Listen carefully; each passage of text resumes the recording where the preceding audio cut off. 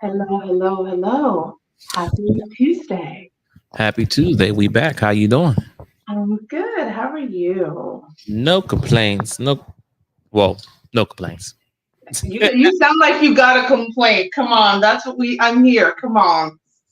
Nah, it just been a busy, long week. That's all. With work. It's Tuesday. I know, and it's only Tuesday, right? That part right there is like, is it Thursday, Friday yet? It's Tuesday. How was your weekend? I mean, if your week has been starting off like that, hopefully your weekend was good. My weekend was good. It was my daughter's birthday weekend. She turned 12 now, Happy so birthday! right. So did the daddy thing with the kids. Give my baby girl a new iPad. She was excited. I Funny get thing is, my daughter, when it comes to gifts, she'll get excited two times. And the first time she was excited about something, I didn't record it. But she had to be maybe what, four, maybe 3 or 4 years old, somewhere around that age. And I yeah. got her a little bubble guppy table. And she was on vacation, so they came back home and she walked in the room. She's like, "Oh my god, bubble guppy!" She was so excited, right? So What is bubble? What now? What is that? it's a cartoon for kids, Okay. toddlers, whatever. But she was very excited about that. Now, mind you, that 3 or 4 years. So then Yeah. many birthdays and Christmas went by and no reaction. Like one year, it took us 8 hours to build this dollhouse. And she's like, "Oh, okay. Okay." Yeah. So fast forward to this Sunday just passed. I had some balloons on her bed, some stuff, candy, clothes, blah, blah, blah, books, whatever. And I bought her an iPad. She didn't see it right away because it was just the iPad case. Yeah, She saw, it's like, "Oh my God." Like, I was waiting for that reaction almost 10 years now. But that's anyway, hilarious. so besides that, all was well. Great weekend. When they're this young, like, because again, I have a 22-year-old, and I feel like it's like generations ago since I've done this. But like, when you get them these devices, are there parental restrictions and stuff? Like, are they just able to use them? Like, what do parents do these days? I'm so far removed from that. Do you put like Well, restrictions on it? No tickety talks and that stuff. no, no. My kids came out the womb with gadgets. I mean, I'm in the IT field personally. That's what I do. So my daughter always had an iPad. That was Hmm. her first thing she had. So, but I'm always constantly monitoring my kids' stuff, like their cell phones. I mean, I'll look at the phone. I'll grab the phone right from them, unlock your phone. I got the password, and I'll go right through their stuff right with them. And I'm like, "What's this? What's the conversation? Who's that person?" Like we had these conversations. So because you really can't, you can guard it, but they'll find ways around it, just like I did when I was young. The main thing is have that open communication with your kids. See, communication, it even accounts with kids. As long as you have that open communication with everything with your kids, and and you have a safe place where they can come talk to you about anything, you can avoid those other things in the world that's going on. I get it. I get it. Yeah, I'm glad I don't have kids your age. The kids, I'm good. I'm straight. As for me, my weekend was good. What did I do this weekend? I went golfing. It was my girlfriend's birthday, and she wanted to do 9 holes of golf. I was awful. I admittedly was awful. Like I was awful. I consider myself a sports person, but I was like hacking the grass at this point. So I was really bad, but we had a lot of fun, and then we had a barbecue, and Sunday I took the train to Niagara with another girlfriend of mine. And for those of you, it's funny because I've had a car since I was 21. I remember getting a car. My daddy helped me get my first car, of course. And it was right before I had my daughter because I refused to put my daughter on a bus. I was like, my child would not be on public transportation, having other people breathe air on her. Like I was not doing it.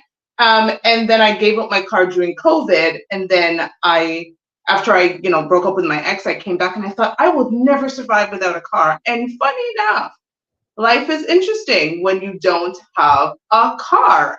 And so I went 20 something years with a car. I've been a year and a bit without a car.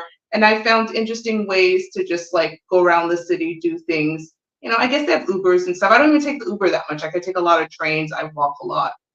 So yeah, I took the train to Niagara, and it's like it's fascinating. You see things differently when you're not driving. I've discovered after 20 years. So that was my weekend. So interesting. This topic. So this is an interesting topic, and this is where I tell I'm business, which I do every week. So my confession is I am Toshiba, and I have broken up with online dating. We are over. I deleted my dating profile. Well, I had several. I deleted one the other day, and I finally deleted the last one. And I now have to meet people in person. Ta-da! And I don't know what that's like anymore. When's the last time you met somebody in person, if you can remember?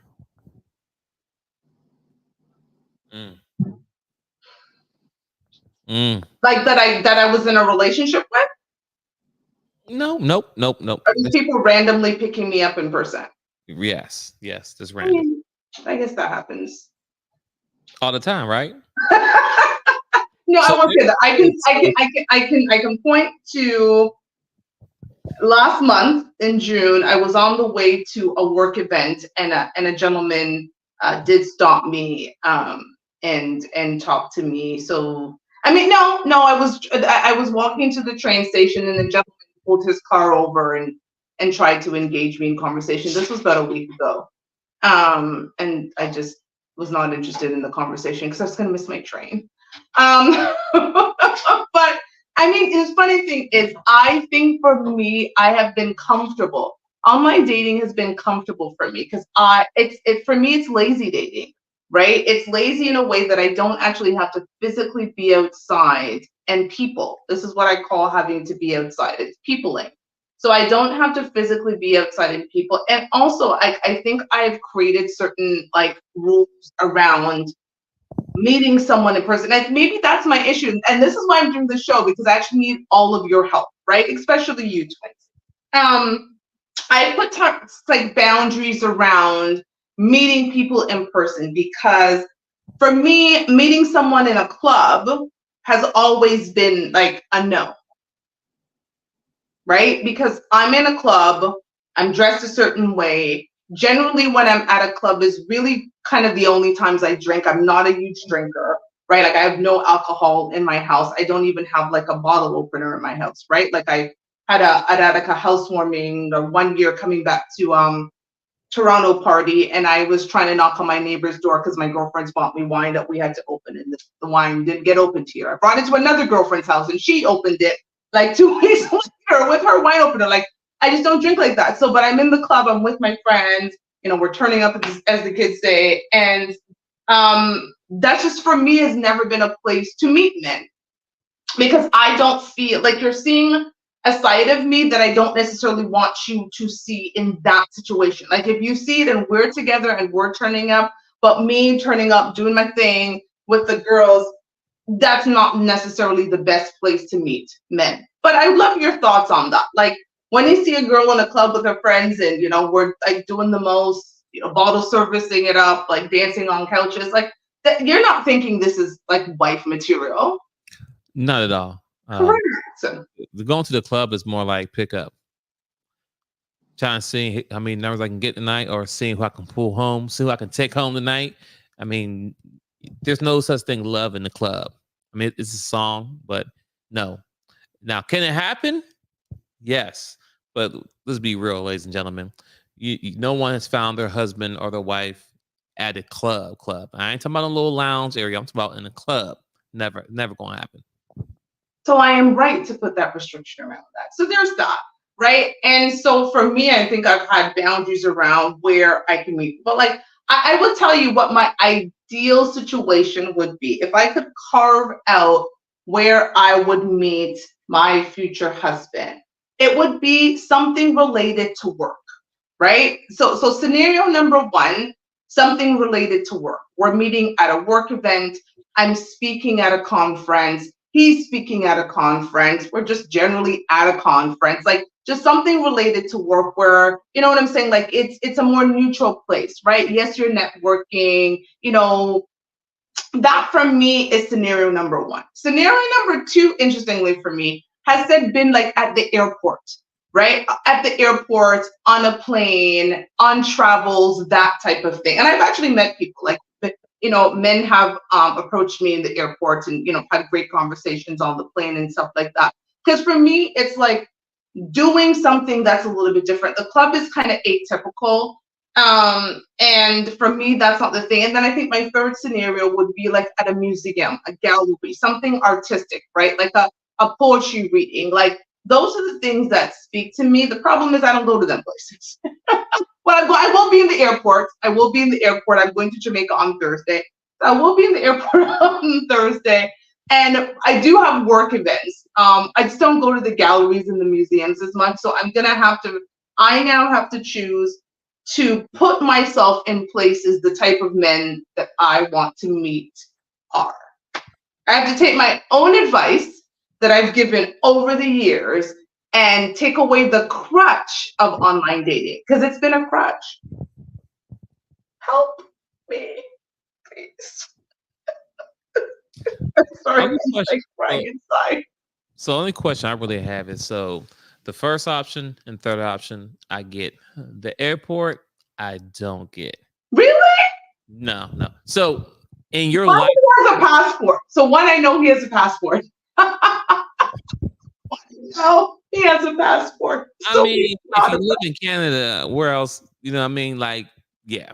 Well, but here's the thing. It doesn't necessarily have to be at my origin passport, at origin airport. It could be at the airport that I'm leaving the country, right? So let's say I'm going to Jamaica, right? And I'm sitting in Jamaica and I'm at the airport through the line or whatever. It doesn't mean that he's coming back to Canada. He could be going anywhere in the world. But there's just something like, first of all, he travels. I'm big on men who travel. Like that was actually part of my dating profile, right? Like I had something like, I'm an island girl looking for my travel companion, right? Like I was like, I've been to this amount of countries, 2 continents, and really looking for someone to enjoy that part, because that's the stage of my life that I'm at. My daughter's 22, she's traveling. I want to do a lot more traveling, a lot more things. And so for me, finding someone with very common interests is important. And if you're in the airport, you travel.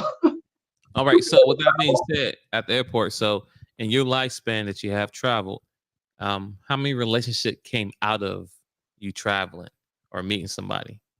I've met someone at the airport. Nothing came of the situation, but it was also the time in my life. Like I made him clear, like my dad was unwell and I was visiting my dad. But I have met people in the airport. No relationships have come from it. Okay. All right. Okay. So what is your point? You're trying to say that this is just not going to happen and I need to take it out of my scenario? I mean, that might be number 4 or 3, the last option, because, yeah. I mean, I get you like to travel a lot, but unless there's like a layover or maybe that's snowed in, but somehow, I mean, recently, think about what happened. A lot of people's stuff got canceled. But hey, we could be on the same flight. That's what I'm saying. It could be at the airport. We're on the same flight. That was my scenario the last time I met somebody in the airport many years ago. We were on the same flight. So I had actually driven to Buffalo, New York, and actually took my flight out of Buffalo because it was cheaper for me to fly out of Buffalo than it was out of Toronto to go to New York where I was going to. And so I drove to Buffalo, got on there, and he was such a gentleman. Like he coordinated with the flight attendant that I could sit beside him because it found out that he didn't have a seat beside him. So he, had them get me and move me over because he knew what seat I was in, and just was very sweet. Like, got me to Queens, New York, where I was, because found out he spoke Spanish, and so he got a cab for me, and the driver spoke Spanish, so he spoke Spanish and told him where I was going. I was in the Queens, he was in Brooklyn. He went to Queens and Brooklyn, very different boroughs, right? Like different sides of New York. Got me there, and then the next day, came and took me to brunch. Like it was a very sweet, it was a sweet meeting. We had common interests. Again, nothing came out of it. I mean, my dad wasn't well. I wasn't really trying to be in anything at that point, and I think he saw that. But I think it's possible. Now, I'm not saying that that's gonna happen, but I think what I'm saying is if I'm gonna give up online dating, which I did, like I deleted. I didn't just delete the dating app. I deleted my profile. I even unsubscribed from Kendra G. because I was actually on the Kendra G dating app. I was on Hinge and I was on the Kendra G dating app. And then I actually just unsubscribed from Kendra G because honestly, I can tell you something. Like watching shows like Kendra G is very dumb.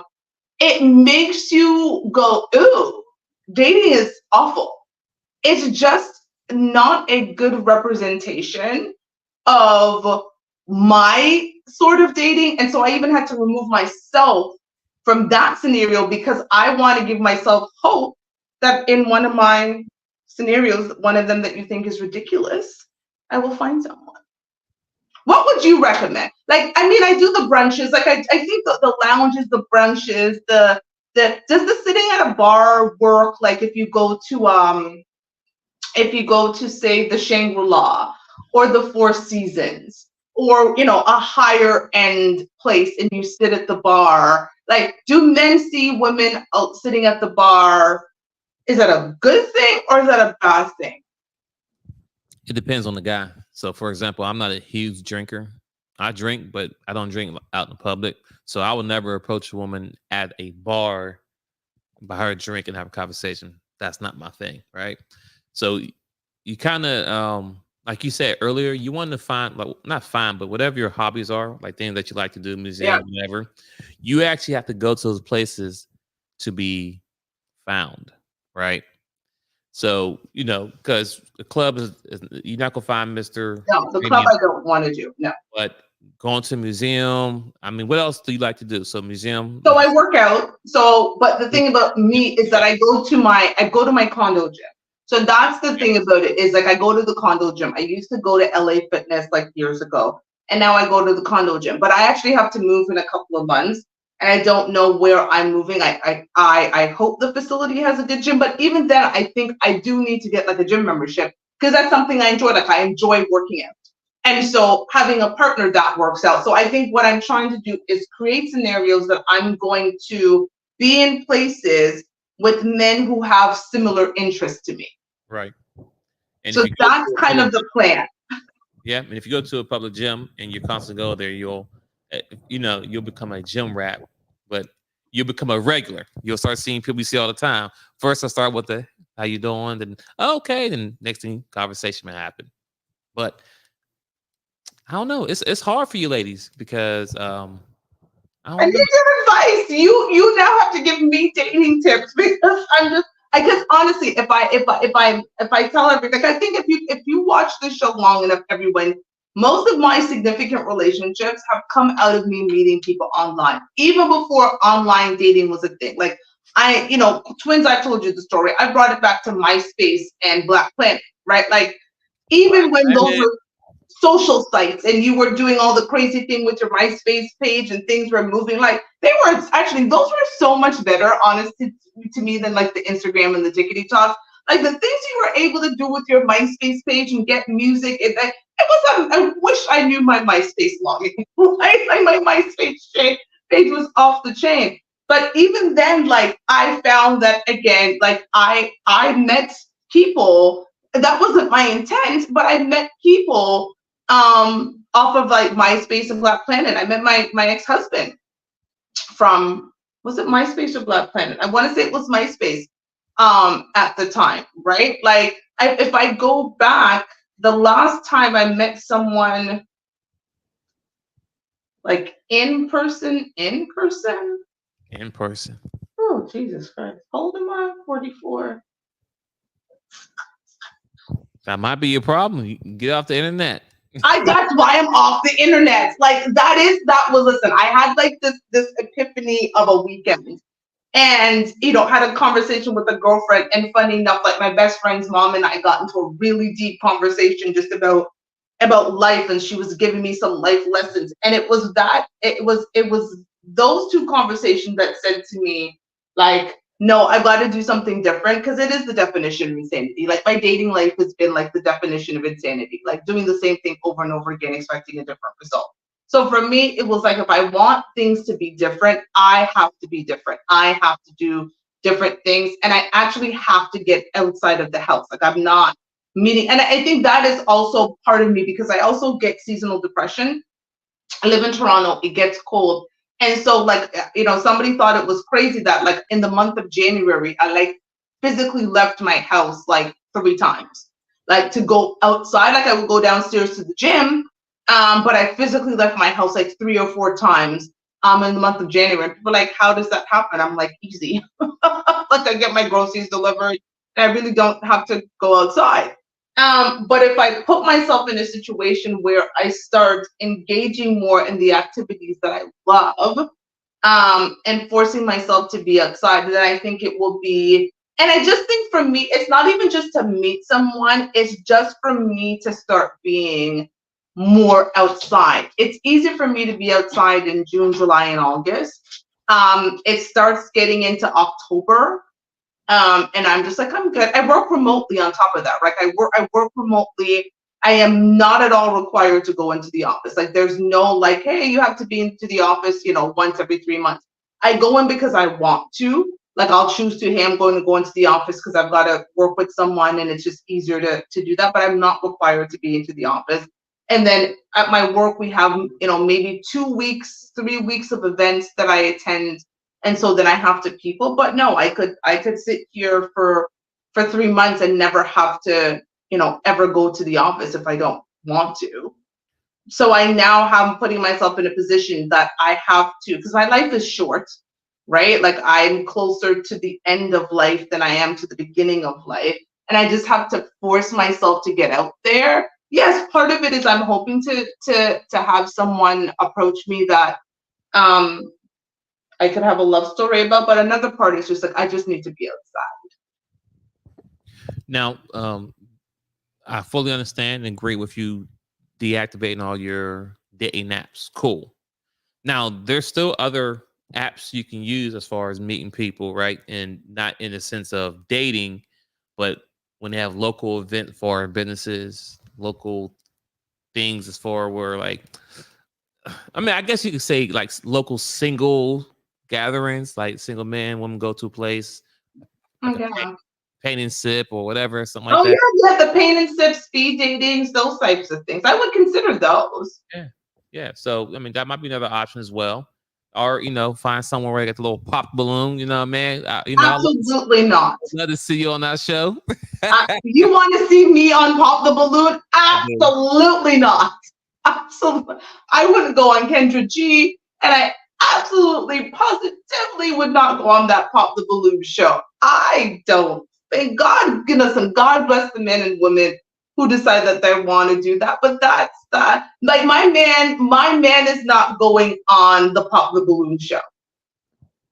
True. Nor is he. Have I seen some half decent men on Kendra G? Yes. But it's very slim to none. So like I said, my man, like for me, that my man is out in the world living his life, and for me, I need to be out in the world living mine. And by the grace of God, we cross paths living our life, doing the things that we both like to do. But this is I promise myself, and you have to hold me to this, I'm going to try this for a year. One whole year. Starting today? Starting today. 1 whole year, not meeting someone online unless it is a situation that maybe the person saw me in person somewhere, looked me up, and then said, hey, I saw you at such and such event. I didn't think it was an appropriate time to talk to you. I'm reaching out to you in this way. Would love to, you know what I'm saying? Like that type of thing, but not just like I'm on some site. That's my thing. Okay. I mean, it's doable. I mean, I don't see a problem. You're a woman, right? So guys gonna approach you all the time. Like you just said, you was walking from, I think, the airport, whatever. The guy pulled up you in a car, hopped out of his car, tried to talk to you. So I don't think you have a problem with people trying to talk to you. So as long as you just outside and you look presentable, right? Where do you meet? Like this is such a strange conversation, right? People are like, what the hell? What kind of conversation is that? But like seriously, like I think we've made online dating such a crutch because it opens up the world. And I think for me, it's been a crutch because, and men in my city hate this, most of my significant relationships are not with men in my city or in my country are right there with men in your country. And so online dating made that very easy for me to meet men outside of my country. And so now removing myself off of the online dating profiles, now I'm like, how do I meet men I actually like? Now you're limited to where you at instead of these 50 Unless states. they're in the airport or at a work event or they flew into town. See, the great thing about Toronto, it is a central hub. Like Toronto Pearson Airport is a central hub, and anybody who does business in Canada generally is doing business in 3 cities: Toronto, Montreal, and Vancouver. Those are kind of the major hubs. And because I'm in media, like I work for a major media company, when we do events, like say for instance, like the Toronto International Film Festival, it's not at what we do, but we'll get invited to events like during TIFF. I'll definitely get invited to events that I will attend for TIFF, and I know that they'll fly people in for those events. So I'm in circles where I can meet men from different, not even just North America, just from different countries overall. So that's helpful. And it's not that I don't like men from just to be clear, it's not that I don't like men from my city or from my country, but I've just found that I tend to be better appreciated from men from yours. And I was going to continue that sentence, but I'm going to leave it alone because people on the internet already don't like me. I mean, the only thing, honestly, you're taking it back old school. You're taking it back to how Oh my God. how we all used to date back in the day. We only date the people that were in our local cities or state, or maybe it's not even state because most people didn't travel that far. So, in your local city is who the people you met and you date. Do you see this face? Hey, I don't want that. I mean, that's how our parents did it. Our parents didn't have social media. They wasn't talking to people. Well, then again, you are international baby, so your situation may be different. But in the States here, my family, my dad lived in one side of the state. My mom lived the other side, but that was it. It wasn't like, oh, my mom was from South Carolina, my dad was from PA, and they linked up somewhere in between. No, it didn't work like that. Not back in those days. It was all one state, PA. It's gonna be a long year. Have you dated anyone ever locally in your state or your country? And the last boyfriend that I had that lived in Toronto was in 20. Okay, boyfriend. Okay, last person I dated. Let's go with date. Last person I dated seriously that lived was in but like when COVID started. So we were dating fairly seriously. We're like, we could say we're in a relationship. Like I would spend time at his house. He was gonna buy me a house. It's a whole thing. So maybe 4 years ago. This was before I met my Right. most recent ex. I was dating him. So I think we stopped talking in like August of 2020. So the 4 years. So why'd you stop talking? If you mind me asking you. He turned out to be a bit of a scam artist. Oh, So okay. We're gonna leave that. I'll tell the story. Okay, I'll tell the Go story. ahead. I'll tell the story. So I didn't meet him online. I met him on Facebook.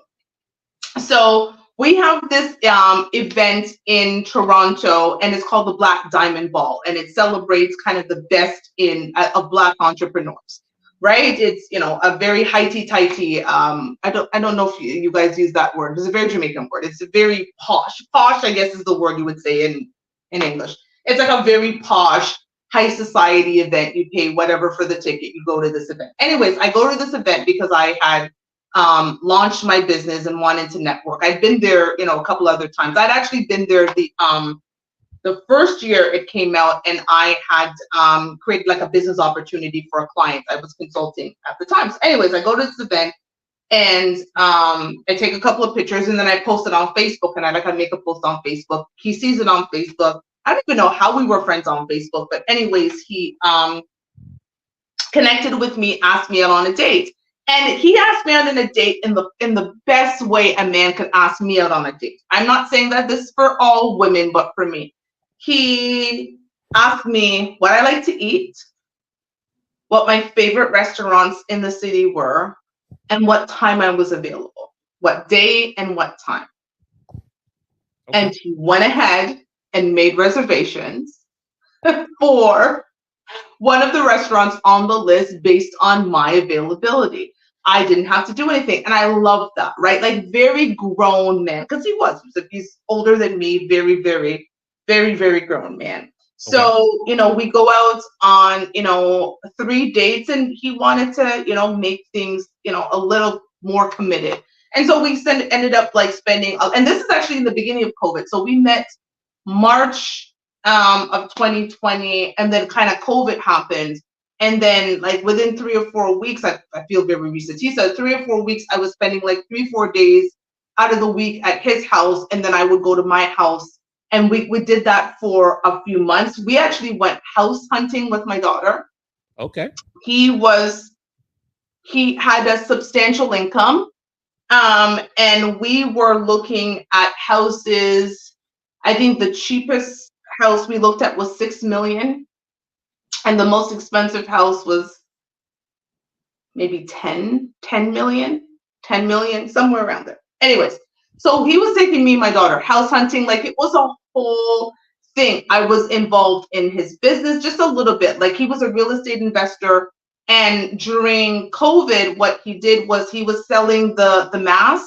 He started like a business, incorporated business where he was selling the mask. So I was privy to some of the conversations. I was reading the emails. I actually built his website that had the 3, because I also, you know, I learned how to build websites. So they have the 3 types of businesses he was doing. He got me books on real estate investing because he was gonna invest into me getting my real estate license and helping him like develop, like really like start me out. Again, we were doing these things. He put an offer on a house that I fell in love with. I think it was like 8.7 million. Like, and here's the best part, like, because what was interesting was when you start buying houses at that level, they actually have to run like a background check on you. They have to see that you have the funds. It's one thing if you're going to go buy a $350,000, $500,000 house, right? It's another thing for a realtor to take you around to houses within the millions. And I'm not talking 1 million. Like I said, the cheapest one we saw was a $6 million condo right across from the ACC, which is where the Raptors play. And it was like 3,000 square feet with 2 different entrances. Like my daughter's room was going to be on one end and our room was going to be on the other. And like my daughter is here listening to this, so she can verify what I'm saying. Like we were looking at houses. My daughter was planning pool parties and everything. Like it was like ridiculous. Only to then one day he goes on a trip, and then I don't hear from him. I go back to my house. He goes on a trip. I forgot where he was going on this trip. It was a business trip that he was supposed to go on. I don't hear from him. It's kind of sketchy, and I'm like, something ain't right here. Like this is very, very, very sketchy. Ends up coming back, and from the trip, doesn't really explain why he kind of was off the radar. And I was like, what the hell is going on? Doesn't really say anything. I'm like, okay. Goes on another trip. Then I'm at home. Also, again, don't hear from him. And then someone that knows the both of us sent me a message on Facebook. He said, Toshiba, are you okay? And I was like, yeah, am I not supposed to be? And he's like, did you read this article? And he sends me the article. Well, it was the gentleman that I was dating, seeing, romantically involved with, in an article that the Toronto police had arrested him for fraud. He was making fake passports. And he had defrauded, I don't even remember the amount of money that was, but he had defrauded. And then they listed like all of the businesses that he and the names that he was using. So I was like, shooketh. I was like, what the hell? And then he was the person who had hooked him up with the realtor who was showing the houses. So he even said he called his realtor friend and was like, did he show you like proof? And she's like, yes, he showed me everything.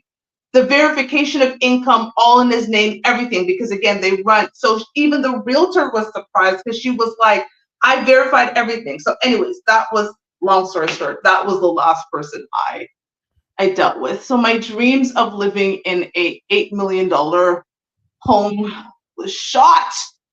Oh, That, you don't feel bad for me. did he get arrested? Yeah, he had his mugshot and everything. I have not spoken to him since then.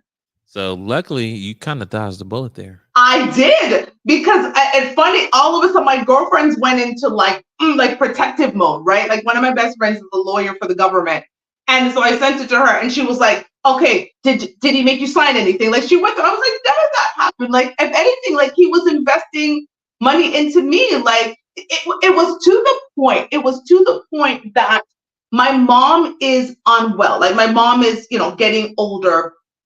And my mom liked him, right? So my mom would make him like oxtail and stuff. Like he would actually give me the money to give my mom for her to buy the oxtail, make it whatever. And so when we were looking at houses, he wanted a place for my mom to be able to come and actually live with us. So the house that he put an offer in had an elevator in it, right? So Trey, do you remember that house with the elevator in it? My daughter, my daughter, I think she has her headphones and she's not even listening. But it had an elevator in it, so it would allow for my mom to easily go from downstairs to upstairs to where her quarters were going to be. Because again, when your in-laws living with you, because the whole marriage thing came up, all of that stuff, and he even had it where the condo that he lived in, because it was like right downtown Toronto, overlooking the main highway, like literally overlooking the main highway that brings you into Toronto. And there's an island airport called Billy Bishop in Toronto. Like right, you could see it from his balcony. He was giving that to my daughter. Wow. So the whole point was that our house was going to be a little bit, it was still in Toronto, but it wasn't close to like a major like bus line or anything, because it's in a neighborhood like Drake's. So we were actually looking at houses in Drake's neighborhood.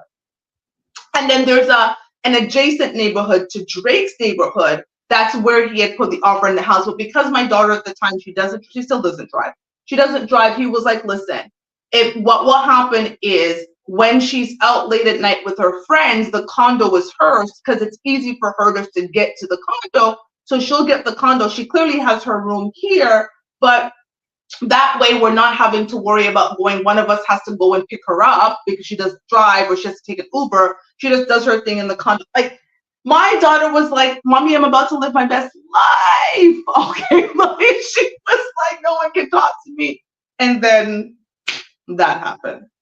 Oh, don't awe me. So it's funny. I did dodge a bullet because I was glad that like it wasn't like he wasn't defrauding me. That was the best part. Like he clearly fabricated certain aspects of his life, but whatever.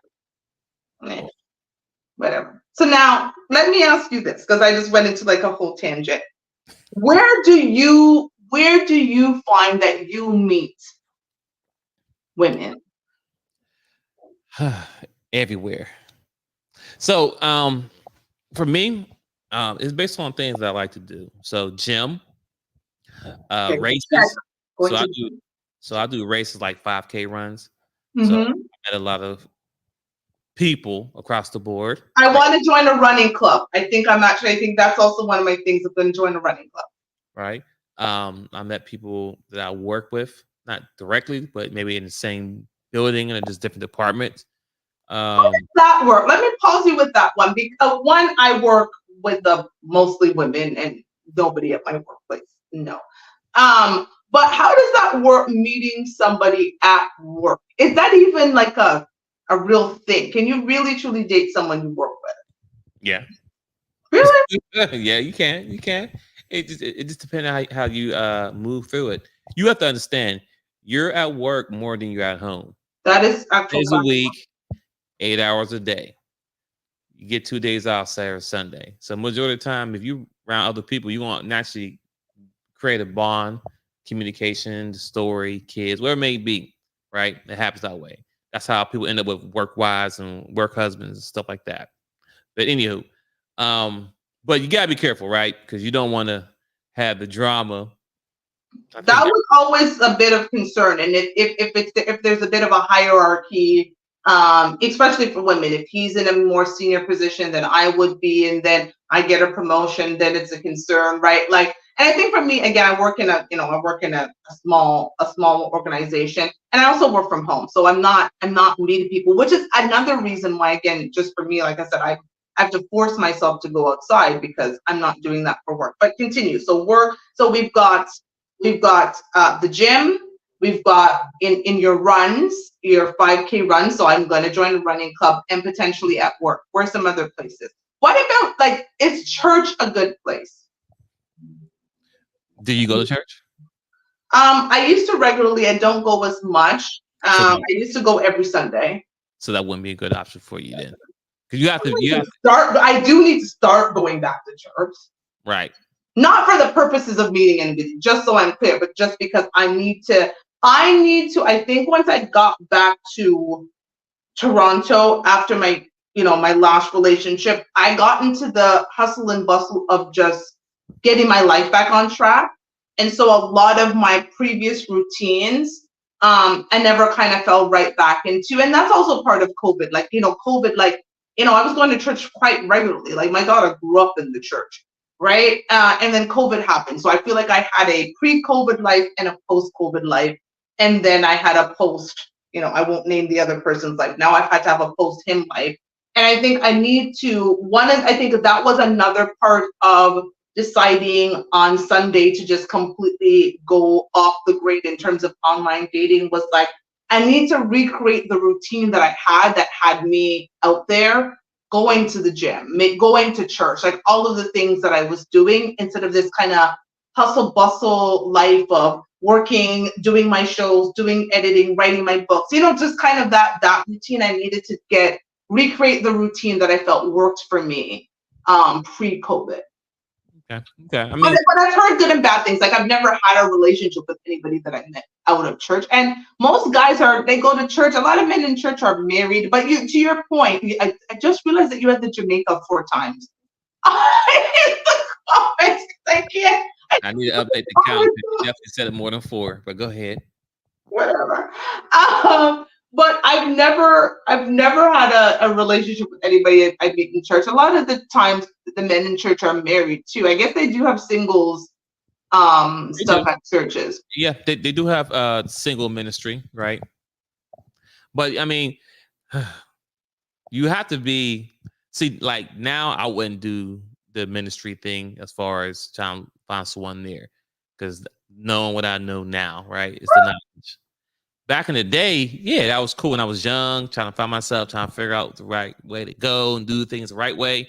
Yeah, that would work out. But now, to be sure, no, because I'm not here to bash the church, but we know people passively sleeping with all the women and Amen. them. So therefore, it's like, been there, done that. So I'm not going to recommend it. Can it happen? Yes. I mean, people sleep with people all places. So whatever. Do what's good for you, boo. That's what I tell anybody. What else? Local festivals. Yeah, I'm not saying the big ones. I'm not saying Caravana, no, because everybody. Caravana is definitely a no. Definitely. And that's where I party the most as well, which is why the combination just doesn't work. If it's at a lounge, if it's Caravana weekend, we happen to be doing something non-party like. But me jumping and waving with my flag and in my shorts on the parade route, no. Me again in my booth. We're not doing that. Yeah. So do you sell anything? Do you make anything? Do you have a service that you provide? I mean, other than my books, I don't sell anything. Okay, well, there you go. Books. You can go to, come on, there you go. Book club, book signing. Just people, I mean, this that right there should be another way of you meeting people, like-minded people who read books, who write books. There's a lot of men that read books out there. No, absolutely. There's tons of men who read and write. I would love. It's funny because that's what attracted me to the last person I was talking to. Remember, I told you that is because he was also an author. Like I am interested in people who have common interests with me because they can understand a bit of the routine that I have. Because there's some people who sometimes that don't get it. Like for instance, me going to Jamaica, I still have to edit this show. I still have to edit my other show. I still need to find time to write. I still need to have time to, like, there's things that I still need to do, even though I'm going to Jamaica. And so I have to plan on the plane. I can do certain things like after a long day of whatever, debauchery, I can come back and put my headphones on and commit an hour or two to do some more editing for the stuff I like. There are still ways, and not everybody is going to be able to understand that because I can't not have clips just because I'm on vacation. Like, you understand what that's like. You have your other shows. So having somebody who understands that would be great. I actually like the idea of some type of book club, some type of book event. I'm gonna put that note to self. I do want to have, I do want to have my own book tour. Once I release my next book, it's one of the things that I want to consider, depending on the success of that book and how well it goes, is to do like a mini tour. So that would be a nice one, like a book signing maybe. Yep. That'd be interesting. Okay, continue. You're giving me great ideas here. Oh man, what else? I mean, that's pretty much it. I mean, what else do you like to do? So again, I do love to read. I write, clearly. Right. Reading, working out, traveling. Traveling is actually my biggest. Like, I love to travel. I haven't traveled as much in the last little bit as in the last 2 years. I think I've only traveled to 4 places, which is awful. Oh no, 5. Okay. What else? What else besides traveling? Go ahead. What else? I love to cook, so I think I might take one of those cooking, maybe like a cooking class, one of those cooking class. You know what I think I'm gonna do? I'm gonna go on Groupon. You guys have Groupon in the States. I've done Groupon. Yeah, I'm gonna go on Groupon and find a bunch of discounted things that I can do, and just do a bunch of them. Like, I have a couple of my girlfriends have made their own perfumes recently, like made their own scent. I'm with you, the paint and sip. I think I would do that. Do like a sip and paint because I like to do a little bit more artistic stuff. I love basketball. And I'm a huge ball fan. And so, probably going to more sports bars to watch ball and not just watching it home when ball season officially starts again, not summer league, but actual ball season. So kind of putting myself in those places, because again, it's also part of it is forcing me to be outside and to be more social and to be more active, and to do all that stuff and not again have a crutch of, oh, well, I can just go on this dating app and like this person and do this, and somebody will be there to take me out, because that has not been successful. Because honestly, the last few, did I tell you the last few dates that I actually went on from the men that I met here, the disaster that was? Did I tell you about that? No. It's awful. One was an epileptic. This is awful. This is gonna make me sound awful. One had lupus. Okay. And the other one was actually okay. It's just that he had a young child. Like, he was okay.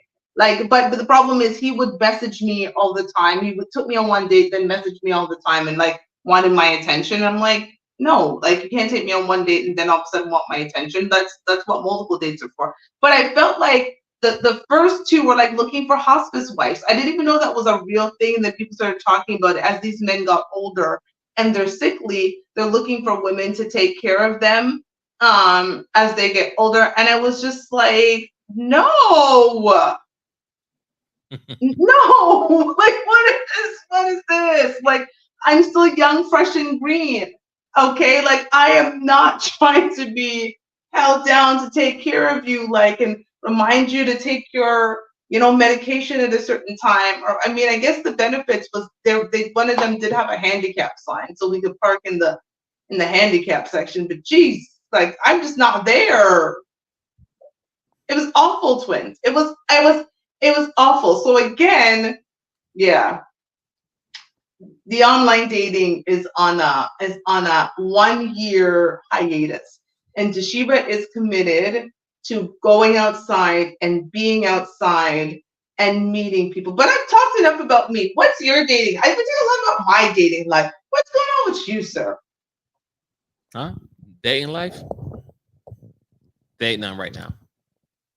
I'm still working on being a better version of myself, you know. I love that. What does that look like? Because I think that's part of my thing too, is becoming a better version of myself. But what does a better version of twins look like? A better version of myself is being a better father, right? A better teacher, especially when it comes to the kids, right? Work on better being in better health, right? Work on myself, get my mental, my mind, body, and soul, whatever that's how that goes. Um, healing as well, right? Mm-hmm. You know what I'm saying? Every woman is not the ex, right? So gotta have patience and grace, not be so triggered so easily, right? So, sometimes it's kind of hard, like, that maybe that first person that you talk to, they might catch a lot of things that they shouldn't receive. So sometimes you gotta, for me, I recognize, like, you know what? I like, you know what? This may not be the good time for me. I'm still dealing with some stuff. Yeah. So, I don't want you to be the person just to get over person. You know what I'm saying? Like, oh, use that person that I, have fun with as soon as I got out of it. And then that person feel a type of way or that opportunity's passed. So I'm just really just reserve myself, just chilling right now. Just like I said, being a better version of myself. Focus on the main thing right now is the kids, right? Their mental, how they're doing, which they're doing great. So I could date now if I wanted to, but the pickings, as we talked about last show, is not the best neither, right? It's like, whew. I mean, once again, I've been off the market for over 13 plus years. A lot have changed in a long time, right? A lot. Back to retro. Now, can I get it? Yes, getting is easy. That's not a problem. But I want somebody with more substance, right? Someone who's looking to be a companion, not a partner. I'm not looking for a partner. Because partner means that, we're on the same level and we're doing this. No, no, no, no, no, no, no, no. I want somebody who wants to build, companion. I'm there for you, you're there for me. And, it's hard though. It's hard in the streets. I hope not.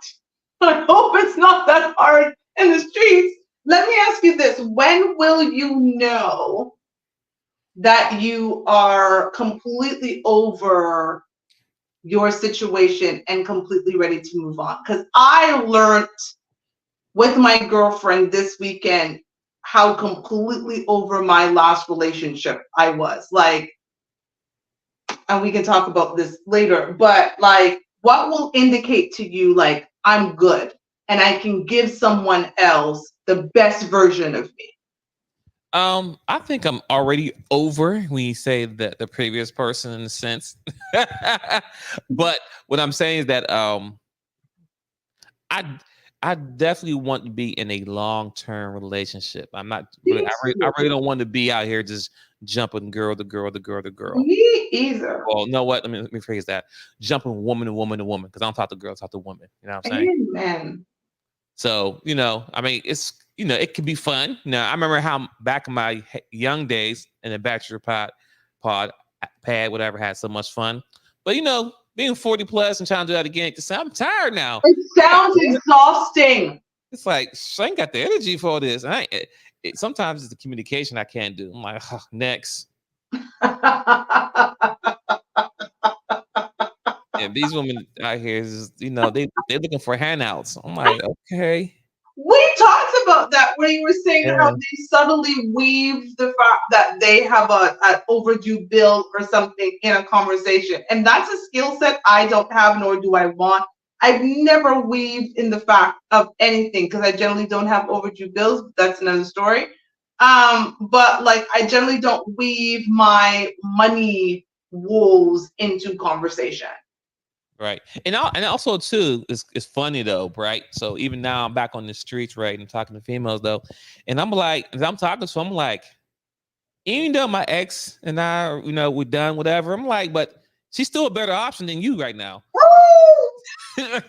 Like, yeah, we didn't work out because a lot of things that I didn't know now versus back then. But it's like I'm talking to him like, okay, but yes, she might have been doing this to me during this process, right? Dragging it out, XYZ, whatever. But I'm like, she's still a better woman than you are right now. So if I chose you, I'm doing a backslide and going forward. So yeah.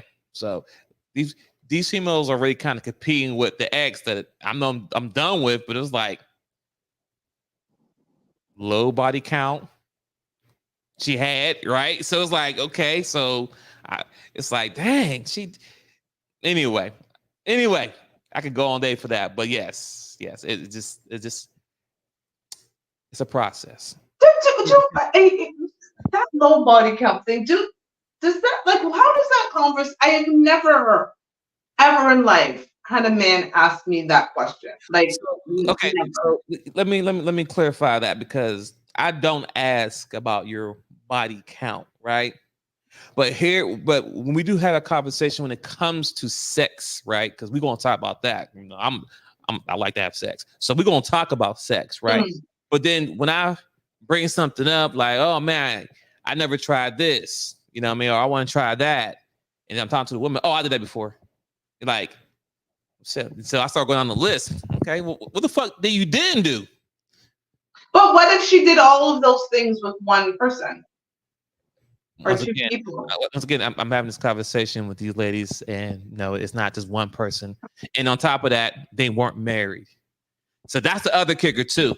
I can see that these things you were married, but you're doing these things with random dudes that you probably even deal with anymore or whatever, XYZ, right? But then you want to have a serious relationship or a serious conversation with me, but I don't do that. Harsh. That's what I did. That's what. Hold on. But I don't do that because I did that before when I was young. Well, fuck, I didn't do that shit when I was young, so that's new to me. So if you can't do that for me, then this ain't gonna work out. Like, so now they're saying they don't do whatever it is that they've done with Rando. Exactly. So they like, oh, that's so old. Well, so you're getting Sister Mary Jane or something because they're like, oh, I did that in my 20s or 30s or whatever. Right. Well, I don't give a fuck who did it. I want to do it now. Right. So then, I'm not asking about body count, but because you're, in a sense, worn out because you did it so many times before, you don't want to do it now, no more going forward. So it's like, it's boring now. It's played out. No, heifer, it's played out boring because you did it with every Tom, Dick, and whatever. So now when the dude who wants to try to be with you, he can't even get that because you done gave it to someone else. So what do I get to do that's unique or something experience that me and you have forever? Just can't. So it's not that I'm asking you how many people you slept with. It's just based on conversation and things that I might bring up to the table, which you want to do, and then and how you respond back to it is like, oh, okay, so you've been ran through that many times, so you don't want to do that no more. Cool. I'm not into making no woman do something that she don't want to do. That's what we're not going to do. But I want somebody who hasn't done, and I'll create that experience with that lady. So, ladies, we're saying too much, is what Twins just said. You're saying too much. And I guess don't mention it if you're also not willing to continue to do it, right? Because we all have a past. We all have things that we've done in the past. I've definitely got a past. But don't mention, oh, I'm into this. Oh, but I would never do that with you. But commit to me, right? Like that's what it sounds like you're hearing is women will say, yeah, I've had that experience, but you're saying, oh, I'd like to have that experience. So like, not really my thing anymore. And you're thinking, well, why would you tell me that story if it's not really your thing anymore? And then you have follow-up questions. Was that your husband? Was he your fiance? Oh, just some guy I was dating. And you're like, what? So this random guy out here has the XYZ to you, and you'll always remember that memory with that person, regardless. I don't care how many years it's been, you'll still have that one experience of that person doing that one thing. You ain't thinking about that person. You probably forgot about that person. But when that experience or what you want to do, oh yeah, I remember doing that. Oh yeah, that was crazy. Not that it was good or bad, but it's just that moment will always be imprinted there. This With that person. with that person. And they don't want to do that with you. Then I'm trying to compete with a ghost, because that's what it is. Really compete with a ghost. And if it ain't, and if I don't do it the right way or how it was before, I don't get the same experience how you present it to me. Because how you tell me it was, oh, it was like that. Okay, all right, cool. Did I try? It don't duplicate because they ain't the same kid. You get what I'm saying now? No, I get that. And this is why I think it's funny, because in that getting to know you stage, I think sometimes we can overshare. We can absolutely overshare in terms of, hey, I'd like to experience that. Oh, I've already done that. I think maybe it's an opportunity to hear the person out without saying anything else, and having you say, this is something that I would love to experience and would want a woman to experience it with. And then maybe she just says, you know what, I would love to experience it as well. Like, do you feel like if she doesn't say she's done it before, she's lying? Like, what if you find out later on she's done it before and she didn't mention it? Would that be a X of, I don't know. Yeah, that'd be bad. I mean, like, take it to the grave, right? Just take it to the grave, right? Don't lie. Because people do say omissions are also lies, right? But if she doesn't, because I don't, to that point of oversharing, if I've done something in my 20s and I'm now in my 40s and I haven't done it in 20 years, is it worth bringing up as I'm trying to get to know someone in my 40s about something I did in my 20s that may no longer be relevant? And maybe I do want to experience it again, and I want to experience it in a different way with someone who, I mean, actually, I'm not speaking to me about me specifically, but to these women, right? Because there's a lot of women who have wild university and college days, right? They do these wild things and then they graduate and they never do that shit.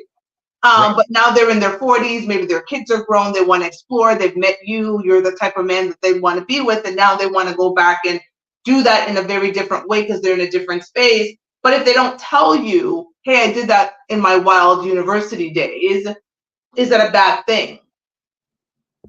No, it's not. And you should clip that. I was trying to stop you with your head because you went in, but it was perfect though. Like you said, something you did in your early college day, don't bring that shit up now. Like I said, that's 20 years ago. We're in the 40s. Or if you're 30, still let that 15 plus years ago, like let that shit go. I can see if you did this shit. Now, if you did it like, 5 months ago, then that's a different story. But over 10 plus years, that shouldn't even be a conversation, right? Because as men, we do a lot of shit too. But I know when to shut up, and I know when not to give too much. But some reason women they just feel like they're free to say anything and be like, oh, well, this is who I am, and I'm supposed to accept it. No, I don't. Sometimes I wonder if it's that, or if it's. I feel, here's the thing: we understand that men are sexual beings.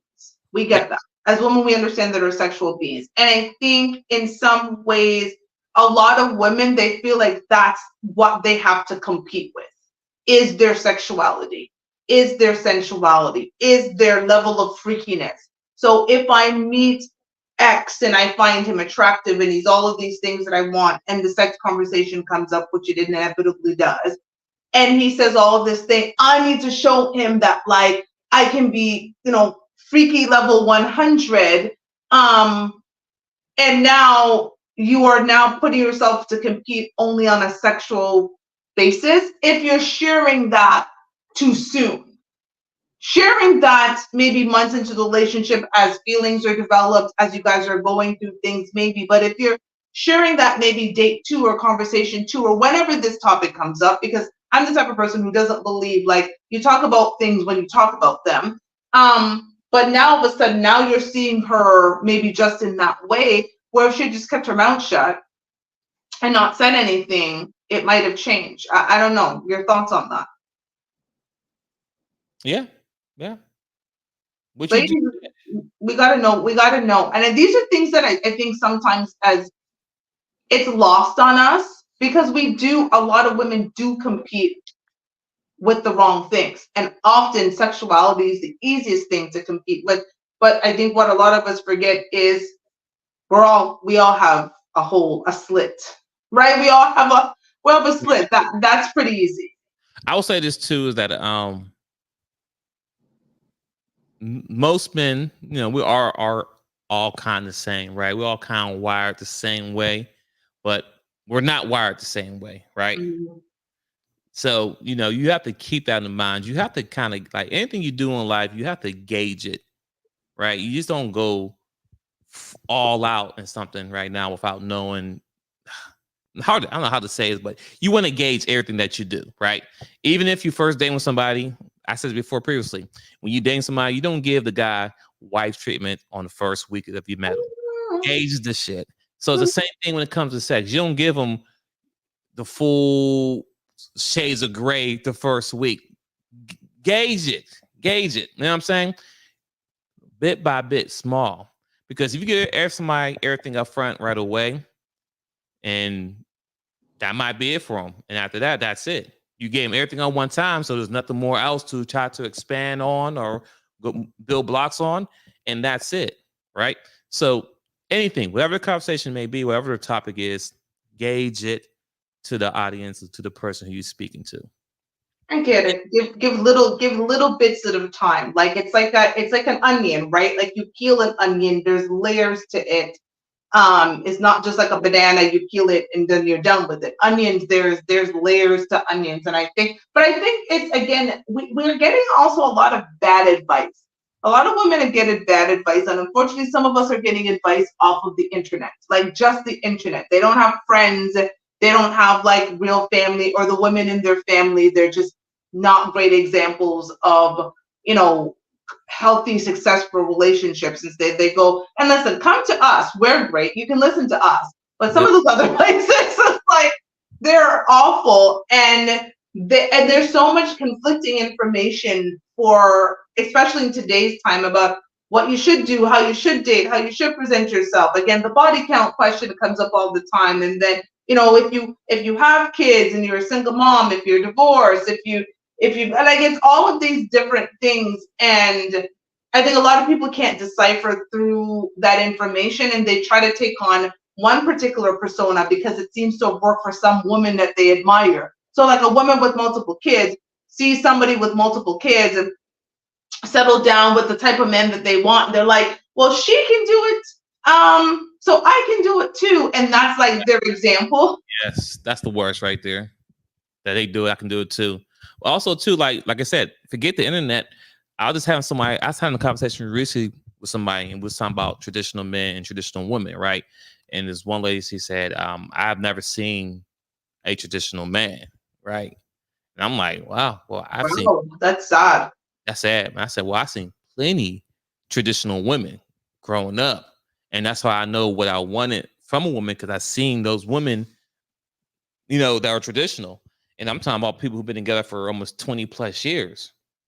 I saw growing up, not just me as an adult. Yeah. I saw the kid. Yeah. So it's like, okay, if they can have that, why can't I have that? You understand what I'm saying? So that is sad. That is, and then I'd be curious to know, did you ask her what her definition of a traditional man is? Was she thinking of a provider, protector, a man who went home, went to work, took care of his family? Like, to her, what was a traditional man? The pretty much the standard that's being said today on all social media platforms, right? The traditional provider, protector, pays bills. The one, the man is the one, the kids are two, and everything else fall in place. Just the basic standard that it don't take hard rocket science to pull out the internet and then say it back to somebody to make it sound really good. But I actually seen traditional love. I have seen it firsthand. I was so sad. That is, I don't think I have a friend who can say that they. So there is a group of 5 of us. There's a core group of 5 of us. I am the only one whose parents were not married of the group of 5 of us. One, his mother is now a widow because his father passed away. Okay. One, parents got divorced in her, God, how old were we when their parents got divorced? We were in our probably mid to late 20s.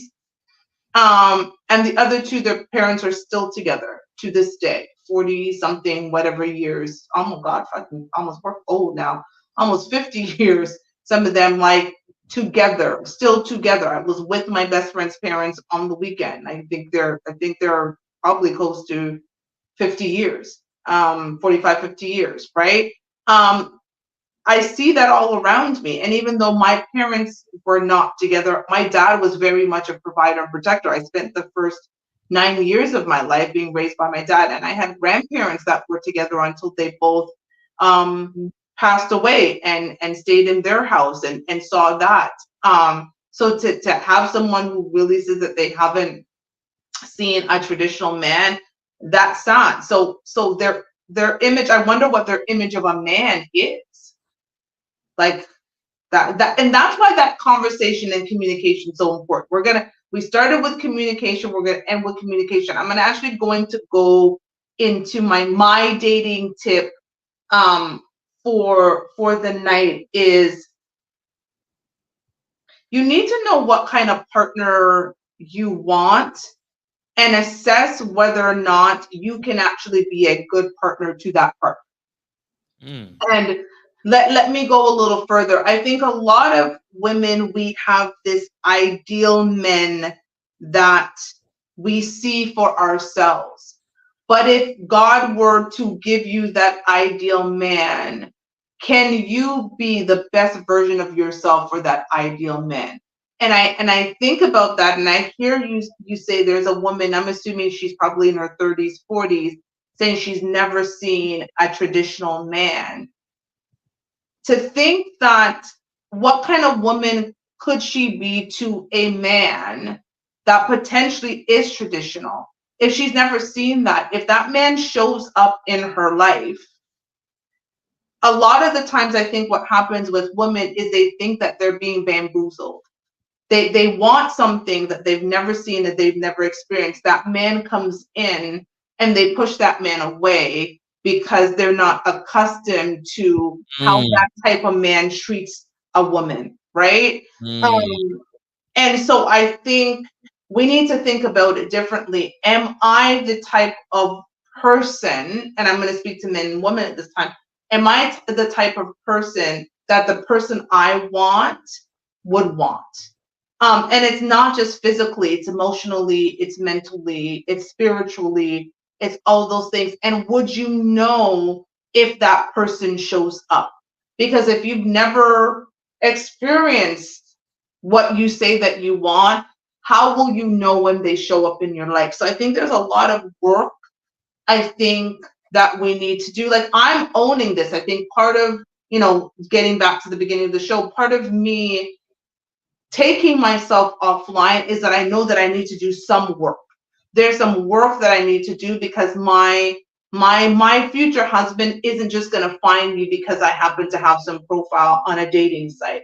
He's not, I've done it. He's not there. So there's some work that I need to do, making sure that I'm going outside, making sure that I'm going back in, going to do my common interests and doing all of those things. So that man that I described to, who's a traveler, who's an artist, who's all of those things, who likes to work out, who's all of those things, that I'm prepared for him mentally, emotionally, spiritually, and all those places. So long dating tip, but yeah, I'll clip it. But yeah, that's my dating tip. What's your dating tip for the day? I got to follow that. I have to follow that. Golly. I'm not gonna follow that, but what I like to say to my fellas is, right, have grace on the partner, which will be the lady, because we're talking about traditional love around here. So the lady that you're choosing to speak to, have grace for them, right? Because they may have never experienced anybody like you before, right? So, as you were saying that, you present yourself to them and unintentionally they'll push you away because they're not used of having someone like you, right? And I'm speaking to the men who's being intentional out there, who want to be in a long-term relationship, who want to be married, who want to be the provider, protector, the leader of their kids and wife and all that. I'm talking to those men. I ain't talking to you little F boys out there. Men out here who want to do the right thing and keep the Black family strong together. Have grace on the woman, because I understand. I'm not going to say and lie that yes, women, y'all have been through the ringers, right?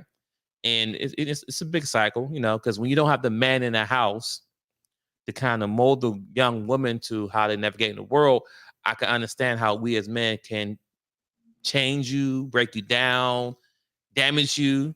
So by the time the right guy come around, he may not want to deal with you because you've been broken by so many other dudes out there. So I'm saying, fellas, be patient, right? Be that person that can be forgiving, right? Mm. Just be as if you are a god, right? Because we all have it. There's a God or someone out there. Be that person that you can forgive and move forward, but try to be intentional with your conversation and be direct, and once again, be forgiving. So I'm done. I almost want to have that be an entire topic, and maybe that's what I'll consider for next week, because I am on the fence on that one, actually. On which one? On that advice, I am on the fence. I am awful. I don't give a lot of people grace. I just and I see for myself. So I want to almost expand on that because it's funny because my book, I changed the title to align with the show, but I was actually going to call my book Come Healed, because what you're talking about is coming into something unhealed and somebody having patience as you heal yourself. That's what I'm hearing. And I find that difficult, because at our big age, you should be able to recognize that you are unhealed and that you need to take a step back before bringing your unhealed backside into somebody else's life. That's where I find that I don't want to deal with your unhealed trauma. I don't want to deal with your mother wounds, especially if you won't deal with it and recognize it. Like, it's one thing if you come and you're vulnerable and you say, listen, I never saw a good woman in my life, right? My mother did not show me an example of what a good woman was. This is what I had to experience. And because our mothers and fathers, our first love, the relationship I have with love based on the relationship I had with my mother, I have to work on it. I need you to know this. As opposed to the man who comes, who doesn't recognize that that's an issue and therefore is not working on it. I feel the same way. Like, I am very proud and happy to say almost every single woman that I associate with myself with has a father. They grew up with a father, with a very active father. Like, I just broke it down to you. Like, I'm the only one of my 5 core friends whose parents were not married. So I have a girlfriend who's like a Cosby kid, like literally a Cosby kid, right? Like, that's what we know. And despite my father not marrying my mother, like I said before, he raised me for the first 9 years of my life. So and even after that, my father was very instrumental. Rest in peace, Daddy. And so I don't necessarily understand the wounds of a woman who did not grow up with a father in the house, who did not have that. And so I tend to have a little less patience, and that's something that I would have to work on. I tend to have a little less patience because, again, at our big age, you start realizing that you're exhibiting characteristics or traits that are not desirable to the person that you want. So this ideal man comes into this life of this unhealed woman.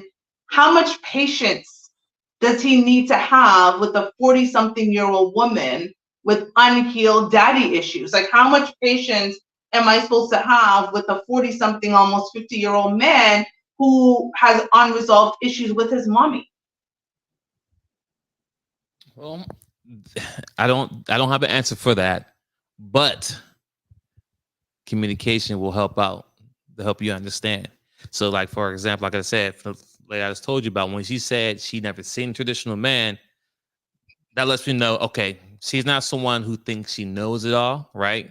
right? She ain't coming up. She ain't coming over as I know what it looks like.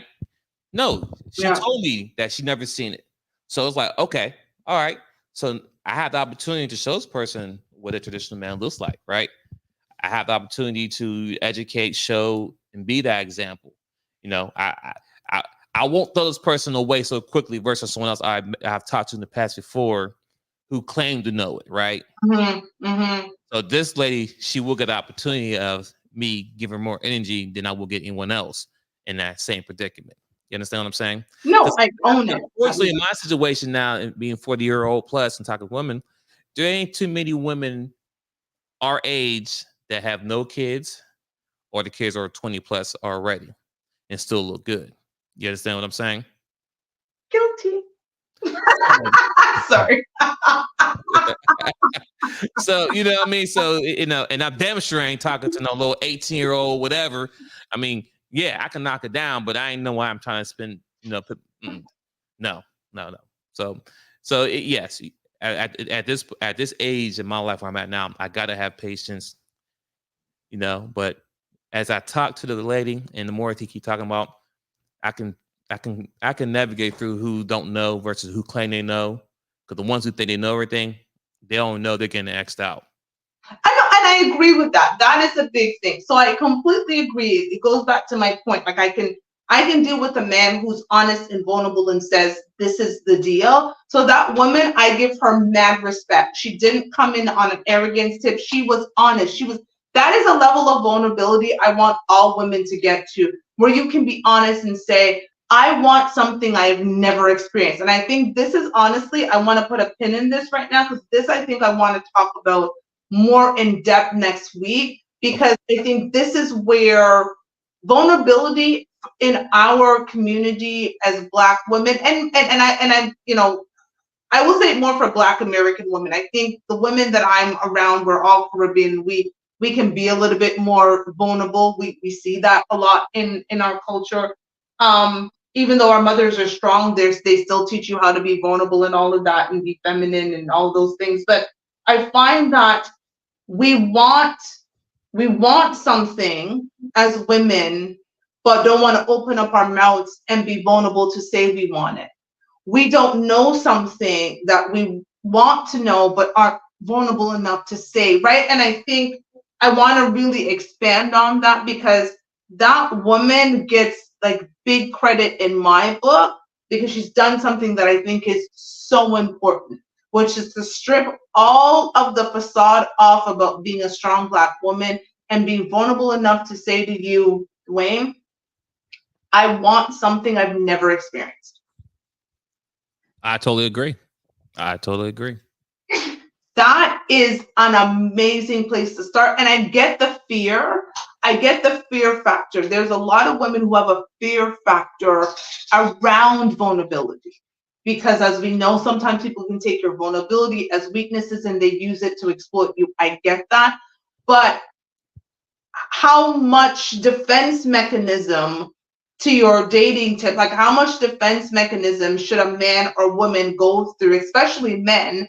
Now they have to carve a way of this cement brick wall you've built around yourself to get to the core of who you are. I don't know if anybody, sometimes for a lot of us, have that level of patience. But anyways, I'm going to put a pin on this. I think this is a great conversation to have next week.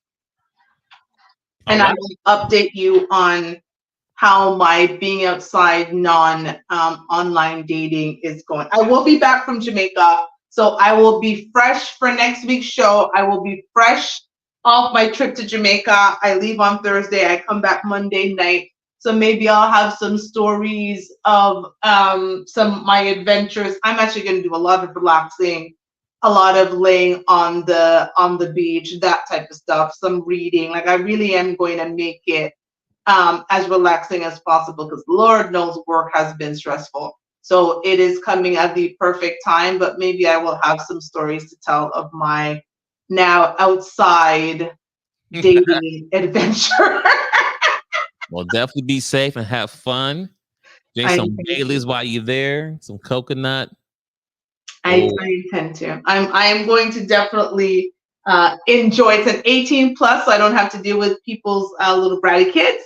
So hallelujah to that. So that is also helpful. So everyone, until we see you next week, have a great week. I also want to let people know I have seen some of your comments about coming on the show. Please know that if you have any feedback, you have any disagreements with, especially, I know a lot of the men don't like the things that I say, and I've been seeing the comments.